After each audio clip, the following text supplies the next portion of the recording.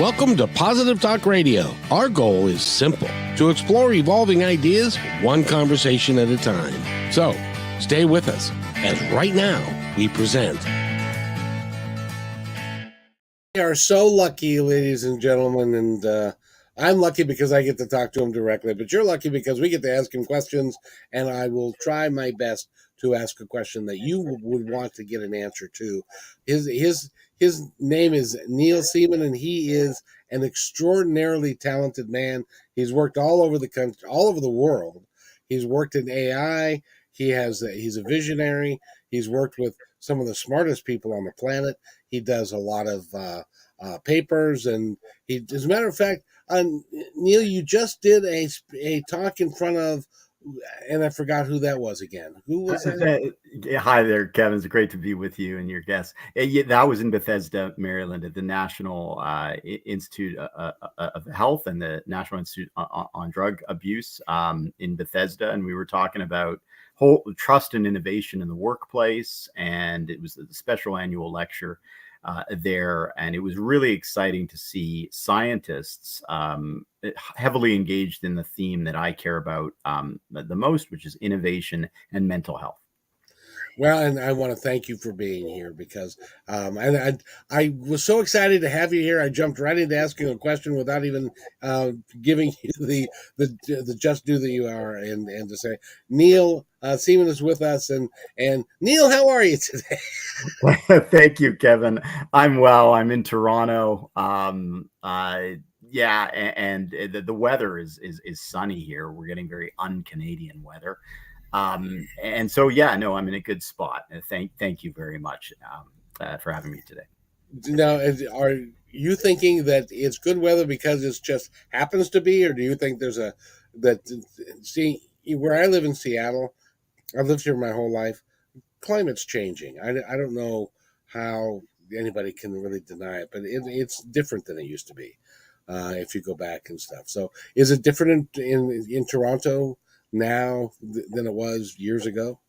Yes, very much so. In a word, I mean, we just clocked a historic record for the hottest day, and just I think 2 days ago in our city, and this is a regular occurrence in our city in terms of heat.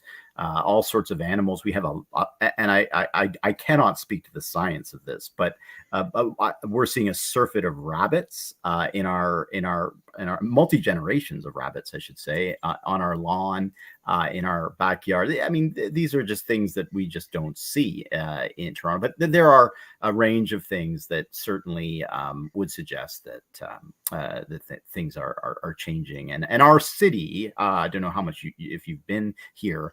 Toronto, Toronto is great. It's just a tremendously different city than it was even 15 years ago. It's got the highest percentage of first generation new immigrants, more so than New York City now. Incredibly diverse city, very exciting city, but often people are worried that it's kind of growing too fast. Wow, that can happen, and then you end up, if you start getting tents along the side of the street, then you know you're growing too fast. When the homeless population grows. But in any event, you have been doing so much in your time. You had kind of run down all of the things and all of the folks that you've worked with over your time, and also the books you've written. Yeah, thank you, Kevin. So on the book side, I've written a number of books that nobody really read, all focused on mental health, published through academic publishers. And then about 6 months ago, I published the first general audience book called Accelerated Minds, looking at the brains of entrepreneurs in particular, marrying the work of my late father, Philip Seeman, a dopamine scientist, and my own observations in the entrepreneurial world. And then in my academic work, I focus on public health and mental health at the University of Toronto. And I work with researchers in what's called alternative data, looking at a whole range of really challenging topics in different faculties: math, public health, law, you name it. And you're also getting involved with things like AI and some modern technology and how we're gonna where we're gonna go in the next 3 or 4 or 5 years. Yeah, I'm, you know, I've been sort of, sitting peripherally, trying to learn, I should say, about machine learning, about new ways of looking at the masses of data online. I'm also very interested in the future of monetizing the internet. We're at a really exciting time in history. It, I've learned that it was sort of an accident of history that the internet is an ad-fueled ecosystem, and that I suspect is going to change with a whole range of new technologies, blockchain, AI, and a whole range of technologies that can just help. Let's just call it help content creators monetize their work in a new way.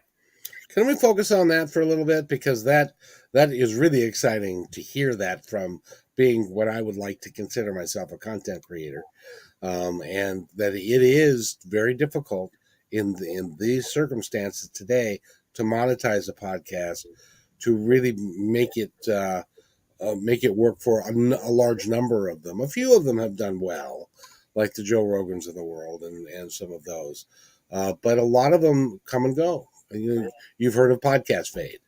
Mm-hmm. The statistics are that 97% of podcasts fade after 20 or 25 episodes because they don't get the reach. And a lot of it has to, we talked about it before the show, a lot of it has to do with the algorithms that are being conducted out there, and they're driving some folks to success, other people out of business. Am I right in that at all? Yeah, and it's not just podcasting. It's sort of any field of human creation, right? So in the world of books, in the Oh, world of yeah. business, right? We have such a short shelf life and short termism. And it's actually my recent book that led me to examine in great detail, exhaustive detail, I should say, the ways of the Amazon algorithm and its third party seller structure. And it's a very interesting time, because the way these algorithms work is they concentrate and they self-perpetuate, such that there's this concept, right? The superstar effect. So something will rise to a moment of fame, and then it self-perpetuates. And there's all sorts of let's just say incentives to just bubble something to the top and have it live a very ephemeral moment, whether it's a podcast, whether it's a book. And so what we need to do is elongate that. We need to stretch that to empower creatives like yourself. And I think we can do that in particular with microfinance. I'm not, sorry, micropayments. I should not, I'm not an expert, but it's tremendously exciting. But it was a model that was prophesied early in the days of the web. I was an early web investor, as you know. I was drawn to the internet, the commercial web in the mid 90s. And we all talked about how micropayments, small payments, right? Anywhere from a 10 cents to 2 cents to a fraction of a cent could pay for news, could pay for web engagement of all sorts, as long as you had a sort of mastery and autonomy over how you would pay. And so that ecosystem is changing, and I think that's an exciting time to kind of fight back at the algorithms. Because the algorithms are created by, well, help me here, because I'm not even sure. I hear the term algorithm, but I can't tell you who created them, how they change. I know that they keep a deep, dark secret of what they do with them and how they change and stuff. How does it all work? How do they do this? Well, we're only starting to find out.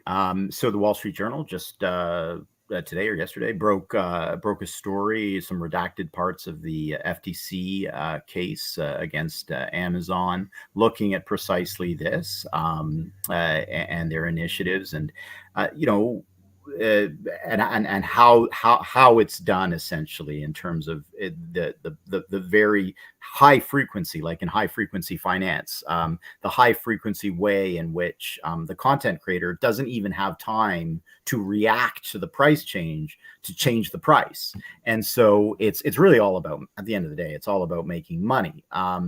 Now, what's fascinating is people make the analogy between high frequency trading and the algorithms, say, that YouTube uses, or Amazon uses. But it's a little different, because in the case of high frequency trading on Wall Street, it's kind of interesting because it does theoretically benefit a universe of institutions, theoretically, who want to diversify their portfolio or invest or what have you. But in the case of, like in the case of Amazon and some of the big tech companies, it actually serves, really, I mean, primarily to benefit themselves commercially. But short answer, we don't really know, Kevin. We're just kind of finding out now. And that's why I'm so interested in the current FTC case. It's interesting because the Screenwriters Guild just settled. The actors are still out, and then you've got this thing that's going on. Are you familiar with what's happening in the music business? Yes, absolutely. And then also, I mean, there's a big strike now. Is the healthcare workers in America have just And stepped that's on the another boat. one, and the auto workers are going out as well. There's a big push because the wages have stayed stagnant apparently for way too long, I guess, um, and people are unhappy with it. And it's just like it has. I can't understand a system by which you, as a creator, I've got a good friend who is a musician. He's a songwriter. He does all of that, and he does it really, really, really, really, really well. And so he submits stuff to things like Spotify, Sure. and then he makes literally pennies, not even pennies for every play. He might make a percentage of a cent per play. He'll do 500,000 plays and get $60. And how is that sustainable? Is it sustainable? No, it's funny. The one semi-reality show, if it's a reality show, I'm not sure that my wife and I watch, is The Voice, right? And in the context of, I love that show. I mean, in the context of music, people sort of understand. I mean, if you just asked a random person on the street, okay, what are the odds of making it in music? Most people will say, "Oh, look, it's a far-fetched odds." I mean, one in X million, whatever, to really really make it, get a hit record and such.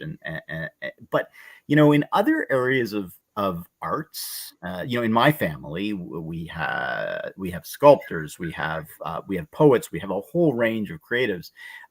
People are less familiar with the struggle, and also, as I learned in my book on entrepreneurs, they're less familiar with the concept that content creators are your classic entrepreneurs. We think Yes. the media likes to present entrepreneurs as people like Steve Jobs and Elon Musk, but the reality is that your typical entrepreneur is very far from that.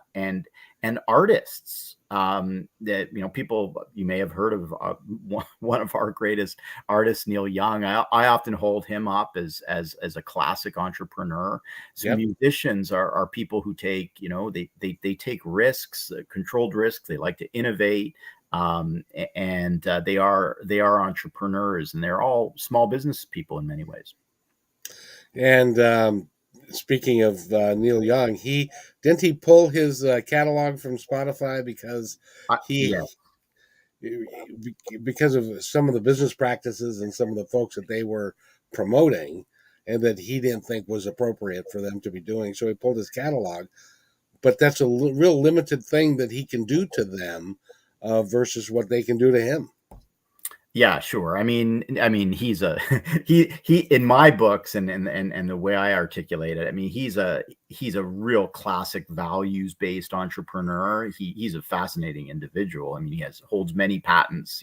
He sort of led a toy train a company, and he invented many fascinating things. He was in and out of bands all his life. Um, and so he's a values based entrepreneur, so it makes sense in his context, beyond, of course, his commercial ability to do that. Yeah, because he's everywhere these days, isn't he? And he's done really well for himself, and um, he's getting old now. And I hate to see these guys get old. I just love to see them play in their heyday and stuff. But in any event, can't do anything about that unless you know something I don't know.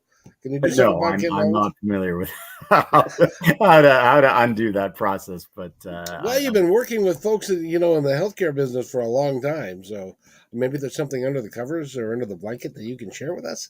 I'm not aware of anything that's real. That's real. At the same time, though, I am of the view that in our society we put far too much emphasis on, success when you're young, in particular in the arts. By the way, I mean, whether it's books, whether it's music, everyone wants the hot new talent, the first somebody's first book, somebody's first work of fiction, somebody's first hit. I don't know, in America, I don't know if you have this thing, we have them in Canada, they call the top 30 under 30, right? Right. Oh yes, yes, yes, but yes. but you can do extraordinary things on the other side of 50, and so that is something I'm studying now. Actually, I've got a paper about to come out on what I call structure. It's commonly called, actually, structural ageism in society. It's sort of a phenomenon that we're seeing everywhere, and I think we really are. We're starting. I think we have a long way to go in terms of acknowledging that phenomenon. Well, yeah, and when I would turn 50, and I was in between breaks of doing the radio thing, I was trying to get into a job that I'd done before, that I was good at before. But there seems to be, at least in the United States, there seems to be some sort of barrier at 50. If you're younger than 50, you're on the rise. If you're older than 50, you're either stagnant or you're on your way down. Is it that way in Canada? Oh, absolutely. I mean, I think it's a relatively international phenomenon. I mean, in my last company, we had a partnership with a Japan-based company, so I would go to Tokyo, and I would see that culture being more sort of respectful of the elderly in a whole range of contexts. And so I do think there are some cultural phenomena that make certain of the Asian countries a little different. But no, this is a structural phenomenon that's embedded in the workplace.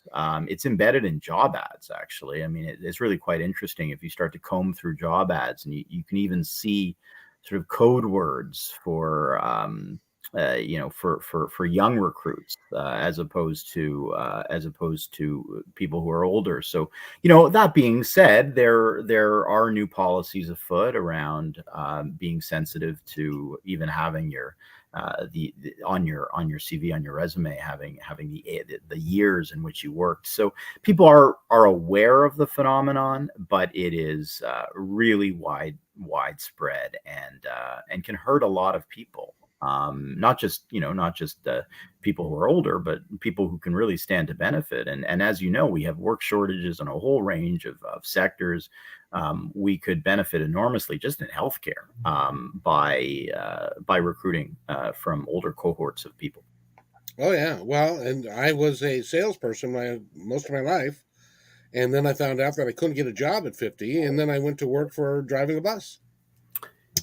And I ended up making the interesting thing about that, because it was a government agency, and so they had rules about if you're 50, it's okay. They didn't have rules against that, or a culture that didn't that frowned on that practice. So that was perfectly fine.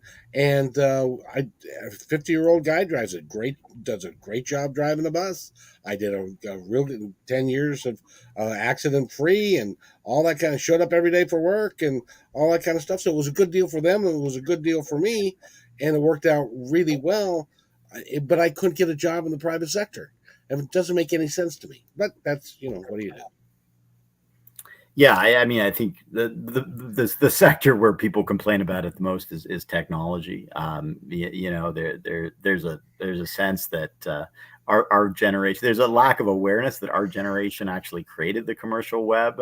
So we have a good, not only not we may not be conversant in the latest and greatest, but we certainly have an understanding of what's been done before and what's failed. I mean, I was investing in digital health companies in the late 90s. Most of them bombed. And it actually was that learning as to why they bombed, which is actually really interesting. And now today, when they're taking off, I mean, there's a lot of that institutional history, I think, that technology companies miss out on by not engaging with mentors. But there's such a spectrum of firms out there, and in many ways, I think that people are not aware of their bias toward the elderly. I think it's a subconscious bias that many people hold. Well, I got to tell you, kids, I don't care if you're biased against it or not. If you're going to be alive, you're going to get old. There really is no option. You're gonna grow up and grow old, or you're not going to be here. So. And we're all part of the same cohort, right? Like statistically, I hang around with a lot of math people, right? At the Fields Institute in Toronto and elsewhere, and we look at numbers, and statistically, we're a blip in time, and the generations around, we make a big deal about generation Z, that's what we call it in Canada, or Gen Z, or Gen X and the millennials and the boomers and such. But we're all part of the same parcel in time, and the more we understand intergenerational empathy, something that I think was lacking in certainly the first 2 years of the pandemic, the more we can help all of us economically and from a health perspective. I agree, and we have a listener who has a question for you, and I think it's a darn fine question. And so I want everybody to have your pen and paper ready so you can write down some of these companies. And that would be: are there some companies that are known for being good at full age spectrum hiring? It's an amazing question, and I don't know the answer to it, and I'm going to investigate it. What I do know is that it's really difficult to answer that question because there's a lot of companies that are sort of performative in the sense that, and that's good. That's an important signaling, right? Like, they're committed on paper to sort of making sure they abide by the human rights legislation locally, internationally. But are they known? I just can't. I can't single any one out. I'm going to have to investigate that. But I certainly know, I mean, in our healthcare system in Canada, and there are a whole range of university-based hospital institutions that are extremely openly committed to hiring from all age cohorts. And I think my theory there is simply because the research is coming out of those institutions. So University Health Network, for example, in Toronto. But I just don't know. But it's a great question, and I'm going to investigate. Well, thank you, Holly, for that. And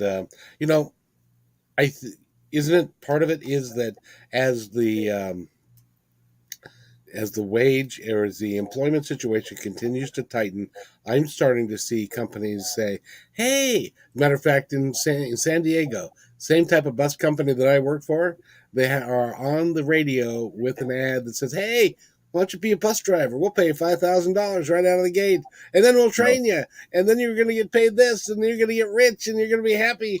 And isn't it a matter of dollar and cents? When the people can't find people, they have to start opening up the floodgates. Indeed, I've been spending some time in upstate New York. I've been seeing a lot of hotels that I need to stay at, Yeah. stretched for employment. I know certainly McDonald's and many of the large retailers have made a push on this. Yes, I think economics is going to demand that. That being said, in there's still this sort of tendency within the high wage occupations to at least subconsciously discriminate against older people. We're going to have to really step up there in North America. I agree, because if you are like, I had on my resume, I was a district sales manager, I was a national sales manager, and all that kind of stuff, and I was applying for a salesman's job, and they were like, you've done all this management stuff, and you've traveled the country, and you've done all. Why would you want that job? It's like, because I don't want to travel anymore, and I want to be home and stuff. But they don't. Sometimes they don't let that click.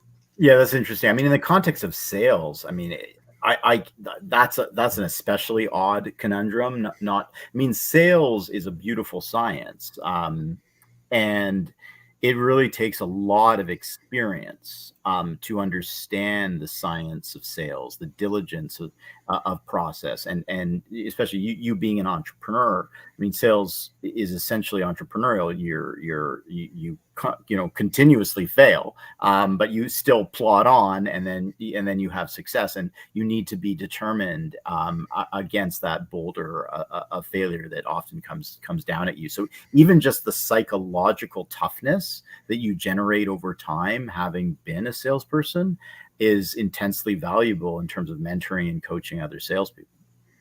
That's really true.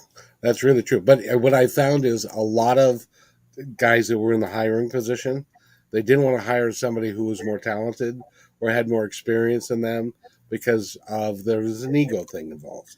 Oh yeah, I mean, it's the old saying, right? It's like A's hire A's, and B's are very reticent, or C's are very reticent to hire A's.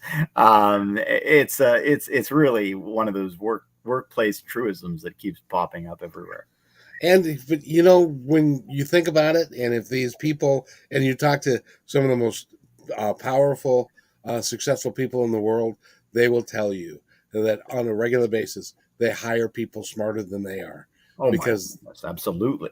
You don't have a choice these days. I mean, it's just to do otherwise. It's just, I mean, it's just nonsensical to me. I mean, really, I mean, my goal in life has always been to surround myself by just extraordinarily interesting, talented people from a diverse array of perspectives. And those around me, we tend to self-select, right?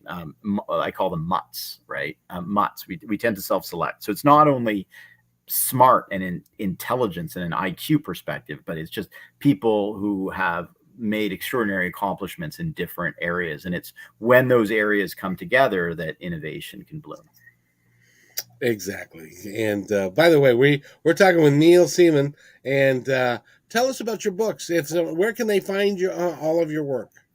Thanks. So I could point you to Google or Amazon. I look at Accelerated Minds, which is my most recent book on entrepreneurship. That's in physical bookstores everywhere, Barnes & Noble everywhere, and of course on Amazon, or on my website, neilseaman.com. It's published by Sutherland House Books, and it's been, people write books for all sorts of reasons, and this was a book that I had to write. And the best thing about this book was actually that, the post book conversation.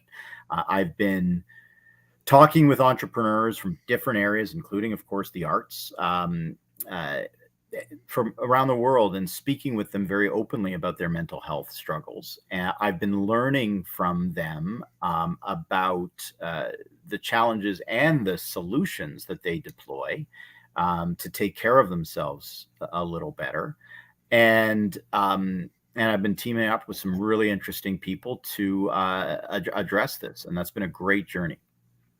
What do you find are some of the most difficult mental issues that entrepreneurs have?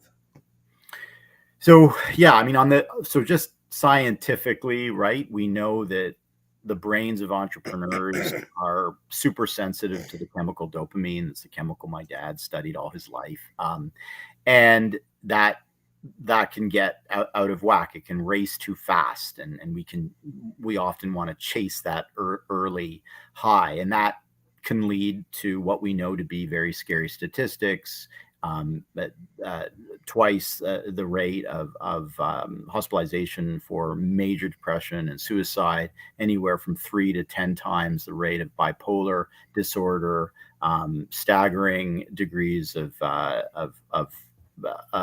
anxiety, which is very, very common among entrepreneurs. So these are the clinical conditions. But your question is more fundamental, because in general words, I've been really looking for what is it that entrepreneurs really struggle with? What is the common thing? And the common thing is that every business is always in a state of extreme fragility or failure. So you're dealing with the chaos of imminent failure, and yet on the outside, you need to project, or you feel you need to project, success, however that definition means to you, whether it's financial growth, customers, fundraising, money. And so you're always struggling with that, and you're worried about being sort of unmasked. I call it the Stratlater problem. Stratlater was Holden Caulfield's sort of roommate at Pensy Hall and Catcher in the Rye, and he always looked so handsome when he would go out, on Saturday nights. But inside, Holden knew him to be just really fragile and a slob. And that that's the essence of business. It's always on a cliff, and it's chaotic. And so that's the problem set. And then there's just a universe of interesting ways that people deal with that. And I think there's a few common ones that are quite helpful. Quite helpful in a good way, or Yeah. So so what I mean, at one level, I've learned that a lot of entrepreneurs are really empowered by the statistic, knowing that they're not alone. So that's great. I had one gentleman call me up and he said, "Look, you saved my marriage because now my spouse is aware of all the statistical why I behave the way I do." But the tools and techniques are some of the ones that are the most common, are what I call either structured or unstructured journaling. So, unstructured journaling, just writing your thoughts, putting them down, however chaotic they may be, but making sure you do that on a regular basis every day. Structured is more about things like expressing gratitude for something in your life on a regular basis. It could be about documenting in a journal your greatest fear, and then coming back to that a week later and writing down that your greatest fear did not materialize and what did happen. So these are some techniques. There's a lot of hacks out there as well, but from cold therapy to to others that I actually believe in, by the way, like 15 minutes of forced laughter every day. I do believe that can be incredibly curative. That in and of itself is, if you will just take the time and laugh and watch Robin Williams or a great comedian or something, and spend 10 or 15 minutes doing that, it lightens the load, I think, and makes you feel a lot more capable of taking on the lions and the dragons and all the stuff you have to face every day. Yeah, I mean, and exactly, battling the demons through laughter is very powerful. I mean, even the mere existence of sitting amid a chaotic enterprise, an entrepreneurial enterprise, is just empirically hilarious, right? Like it's so if you can stand apart from that, and if you can look upon what you've built, why you've built it, think about your goals, but at the same time have some mirth and humor around all the high highs and the low lows that you have twice a day. I mean, it genuinely can be hilarious. And you know what's funny about that is you've got some of the funniest people on the planet who also have uh, bouts of depression and things as a comic, because it's a tough way to make a living and for a myriad of reasons. I guess we're all kind of broken in a bit of a way, aren't we? Yeah, except those who are unaware of it, right? I mean, the human brain is look, I mean, it's scarcely understood. We've been at it for a while, but you know, um, the the the the thing is about mental health. I call myself a mental health advocate, and which I am, and I've been sort of thinking about that term, and how do I define myself as a mental health advocate? And it's really simple when it comes down to it. All it means is that I I'm on a journey, like so many others, to put mental health on the same plane as physical health. That's really it. And what this journey, having written this book, having it, got attention across North America and across the world, and is really what it's been empowering in is the sort of the vulnerability. When as entrepreneurs, we really often we admire people who are vulnerable, but we're often the most resistant to talk about our mental health frailties because we have all these incentives not to. Right? We've got to sort of present ourselves as stoic superheroes to raise money and to present ourselves as strong to our employees amidst crises. But you know, I found myself when I was the CEO of the company I founded, amid the pandemic, I found that sharing my own challenges was very emboldening. I think for the people around me, I think they appreciated that. And so that process of sharing can be really really powerful. You know what I found in my career is that if you're open and honest and not trying to put on the bravado, and when things are tough, you say that they're tough, you get buy-in, and you get people who like you, who appreciate you, that are willing to go to a farther step or to really gather around and to support you in a way that if they didn't know that that was happening, they couldn't because they didn't know. But a Yeah, lot of yeah, them will jump in. They'll yeah. jump My in with both leadership, feet. my leadership coach, he impressed upon me the adage, right, that leadership is about letting your people down at the rate they can handle, right, and it's a continuous process. I think one of the failures in political leadership, and around the world in many places, has been that lack of authenticity and a lack of being honest with the public about how bad things are.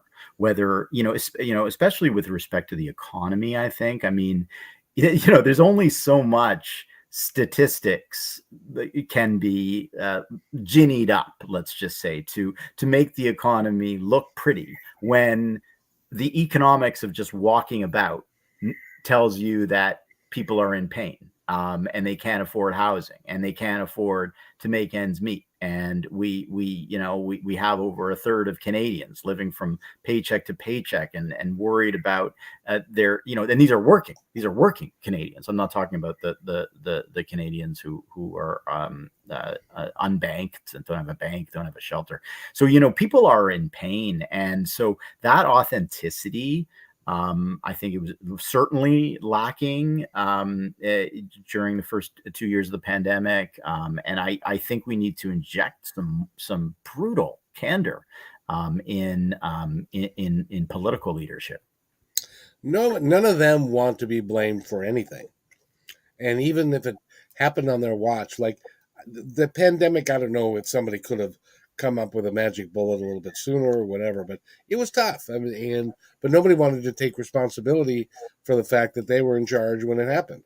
And I don't know if I don't know if Trudeau does this in Canada or if you've noticed this, but a lot of guys will regard when something happened on a Republican president's watch, and it's 10 years ago, they will pretend that it didn't happen that way because they don't want their party to be blamed for what happened, and it happens on the other side as well. So it's it's it's interesting that nobody wants to get blamed for anything. Yeah, I think that's a fundamental leadership problem in politics and outside of politics. It's well, what do you do when you take over the helm? Well, blame the previous administration or previous Yep. management, and then and then and then sequentially take you have to take ownership. But this is this is a problem endemic to leadership. But look, some are really amazing at it and the best in the world. I know many who lead with courageous authenticity, and rally people around them because of that, and celebrate success. I mean, that's the other side of the coin, right? So only when you have your team around you and you've been authentic about the challenges can they rally to the enormous success when you get there. And it's how you build trust, and we all know trust is fraying in our society in so many ways. Well, we've been talking with Neil Seeman, and I got to ask you, you are a smart guy. You do a lot of research. You're well learned. You do national talks in front of major organizations. Where are you going next? What would you like to do? Because you know enough and you know enough people to be able to decide, okay, I want to learn about this and I want to be part of this. Where is that for you? Yeah, I want to really help. I don't want to disrupt. I don't like that word disrupt anymore. I want to help fix the content creation problem and properly help just be a part of an ecosystem to help reward people who are producing great creative content, um, in different formats, essentially make money from it. And so that involves technology, that involves a new business venture that I'm working on. At the same time, I love mentorship. I'm heavily involved in mentorship initiatives at the university and elsewhere here in Toronto, and I get a big thrill out of that. I'm writing another book, on international business, a subset of that, and so I get a great deal of pleasure out of writing and communicating. My dad, who passed away 2 years ago, he always said you spend the first half of your life learning and the second half just trying to teach. And so that's what I like to do. Well, you are an extraordinary guy, and I'm really looking forward to when you're talking about the internet and privatizing it and changing it and stuff like that. So if you're a content creator like me, you had some very positive news to share with that, and you said basically you told me keep going, great things are coming. Great things are happening. I mean, look, what I can say is the smartest people in the world are working on this problem. There's certainly a lot of money on this problem. Big tech is scared, and they should be, because there are new ways of making money that doesn't simply monetize the user through ad tech, and that is tremendously exciting. And as people around the world, and I should say across a diverse political spectrum, look at this issue, we can all agree that content creators are just simply not being rewarded the way they should. And they're hard driving entrepreneurs. They're the quintessential entrepreneur, as I write in my book. And they need to be properly rewarded in the interests of prosperity. I couldn't agree more with that. Thank you very that, That's my that's soapbox for today. Thank you for indulging it, Kevin. no, that's pretty cool. That's pretty cool because the reality is it is hard. It is, and it takes a lot of effort, and a lot of stick to itiveness. and like in the podcasting world, or right now in the record world, in the music world, or even in the book world, it's really hard, and a lot of it's based upon algorithms of stuff that we have no idea where they come from, or what they mean, or how we can attach ourselves to them, or any of that kind of stuff. It makes it really hard. Yeah, I think I mean I think we're at an interesting moment in time. I think podcasting is a really interesting genre, of course, that's skyrocketed over the last few years. Um, Podcasting has injected a level of like gravitas, let's call it, to and seriousness to a lot of conversations. And I suspect I see a world where podcasters are increasingly influential and impactful in the public square of debate. So I look, I'm very optimistic. Maybe I'm incurably optimistic, but I think this is a problem that needs to be solved. I agree, because there's a lot of really interesting people. Well, the other thing I would say, Neil, is this: there are some. Well, I've done over 2,000 interviews now, and in the course of that time, and you among them, there are some remarkably positive, intelligent people who need to be heard from, not just the super famous who can act or take their clothes off in the screen or whatever they do. We need people that are like you, that can really add something to the fabric of the discussion. Does that make sense? Yeah, we need to enlighten the world and empower the quiet, the quiet, quiet voices, quiet, the quiet creators among us. I mean, and we all know so many extraordinary people. So how do we amplify those voices and get them heard? We live in a culture of short termism and celebrity. The so-called Kardashian effect, but people are reacting against that now. Like people Hmm. really want substance, and I certainly see that in the book world, and I suspect we're going to see it elsewhere too. I agree with you. I agree with you. And from your mouth to God's ears, may it happen quickly, please. Indeed, indeed. Is there anything else that you'd like to mention? Your website again is There's my neilseaman.com. Yeah, my name, neilseaman.com. You can Google me, hit me up, email. I try for my own mental health protection to limit myself on social media. I am on LinkedIn. Um, Half of my followers on Twitter, I've learned, are robots or inhuman in some way. So I don't recommend that as a vehicle for communication for me personally. But hey, the other thing I'd just like to leave you with is a thank you. I mean, Kevin, it's really fantastic. We've never met in person. We've had 2 conversations. They've been deeply meaningful to me. So thank you to you and what you're doing with Positive Talk Radio. I just think it's highly differentiated in the marketplace, and it's extraordinarily empowering for me and for your listeners.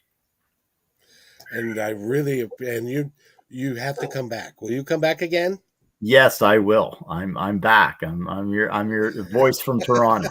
Now, Yeah, you I'm here. you are you're a learned man. You know a lot of stuff about a lot of different things. You've worked all the way around the world, and you've done some really cool stuff. And I really appreciate having you here, because we can all learn from people like you.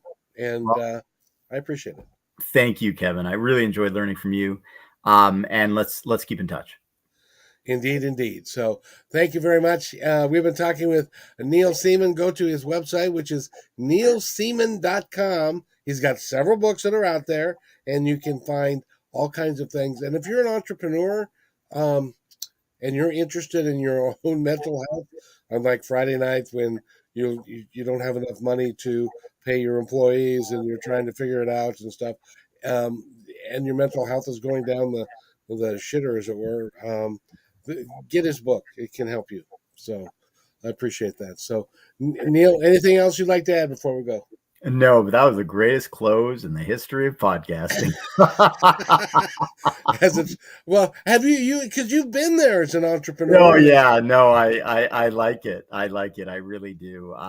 It's you know, hardest, but also best job ever, right?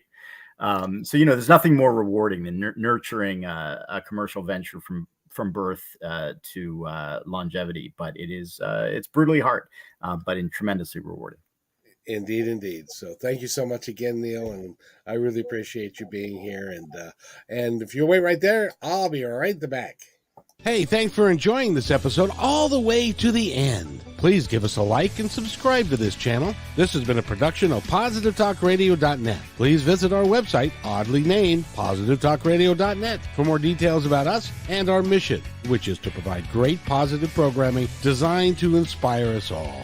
I'm Kevin McDonald, and I'm proud of these shows, and I truly hope that you'll like them and share them with friends and family. So on behalf of our entire team, remember, be kind to one another because each other's all we got.